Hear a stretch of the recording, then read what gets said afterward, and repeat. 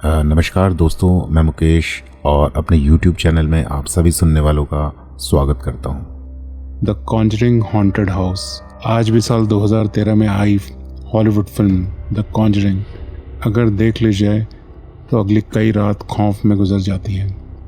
इस फिल्म में दिखाया गया घर कोई सेट नहीं है बल्कि असल में मौजूद है और अमेरिका के हॉन्टेड हाउस के तौर पर लोग इसे जानते हैं। आपको जानकर हैरानी होगी, यह भूतिया घर का सौदा करीब 12 करोड़ रुपए में तय हो गया था और अब इसे 12 करोड़ रुपए में फाइनल कर चुके हैं। तो कहानी की शुरुआत होती है 1971 में रोजर पेरोन और उनकी पत्नी कैरोलिन पेरोन अपने 5 बच्चों के साथ अमेरिका के रोड आइलैंड में एक पुराना फार्म हाउस खरीदते हैं। ये घर 200 साल से भी ज़्यादा पुराना था और उससे पहले कई परिवार यहाँ रह चुके थे। पेरोन परिवार को इस घर की खूबसूरती ने आकर्षित किया। घर बहुत ही बड़ा, बहुत ही खूबसूरत था, लेकिन उन्हें अंदाज़ा नहीं था इस घर में उनके लिए भयानक अनुभव की शुरुआत होने वाली थी। घर में आने के कुछ ही समय बाद परिवार को कुछ अजीब और डरावनी घटनाएं महसूस होने लगी, जैसे रात में किसी के चलने की आवाज़ें आती, दीवारों पर खरोंचने के निशान बन जाते, सामान अपने आप इधर उधर हिलने लग जाता। बेटियों को लगता कि कोई उन्हें देख रहा है या उनके बाल खींच रहा है। कभी कभी सीढ़ियों से गिरने की कुछ आवाज़ें सुनाई देती, पर देखने में पता चलता वहाँ कुछ नहीं था। रात के समय अचानक दीवारों पर दस्तक सुनाई देती, कभी दरवाजे अपने आप खुल जाते और एक दिन उनकी छोटी बेटी ने कहा, माँ, मेरे कमरे में कोई है जो मुझे देख रहा है। शुरू में लगा ये सब झूठ है, भ्रम है या बच्चों की कल्पना है, तो इस तरफ किसी ने कोई ज़्यादा ध्यान नहीं दिया। कैरोलिन को अपने शरीर पर कभी कभी नीले निशान दिखाई देने लगते, बिना किसी वजह के।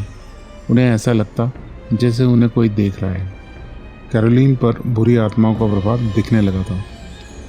उन्हें कई बार नीली नीली चोटें नजर आती, बिना किसी कारण के। वे अक्सर बेहोश हो जाती और ऐसा लगता जैसे कोई शक्ति उसे नियंत्रण कर रही हो। कैरोलिन की हालत दिन ब दिन बिगड़ती जा रही थी। वे कभी खुद से बातें करती, कभी अचानक गुस्से में बच्चों पर चिल्लाती, मानो खुद पे जैसे कोई कंट्रोल ही ना हो। खुद कैरोलिन नहीं रह गई थी, कोई और उसमें बस गया था। आसपास से पड़ताल करने पर पता चला कि घर की ज़मीन पर कभी एक औरत रहती थी जिसका नाम था बाथशेबा शैरमैन। ऐसा कहा जाता है कि वो एक जादू टोना करने वाली औरत थी जिसने शैतान के नाम पर अपने बच्चों की भी बलि दी थी। आसपास रहने वालों के मुताबिक मरने से पहले उसने घर को श्राप दिया था कि जो भी इस घर में रहेगा उसे चैन नहीं मिलेगा। अब हालात बेकाबू हो गए थे तो पेरोन परिवार ने paranormal investigator Ed and Lorraine Warren से मदद ली। उन्होंने महसूस किया इस घर में कई आत्माएं हैं, लेकिन उसमें से सबसे खतरनाक है बाथशेबा की आत्मा। घर के तहखाने में जाने के बाद पता चला कुछ ऐसी चीज़ें दिखाई दी जो आम आदमी कभी नहीं देखना चाहेगा। पुरानी तस्वीरें, टेढ़े मेढ़े निशान और एक लकड़ी का पलंग जिस पर एक औरत की चीखें अब भी गूंज रही थी।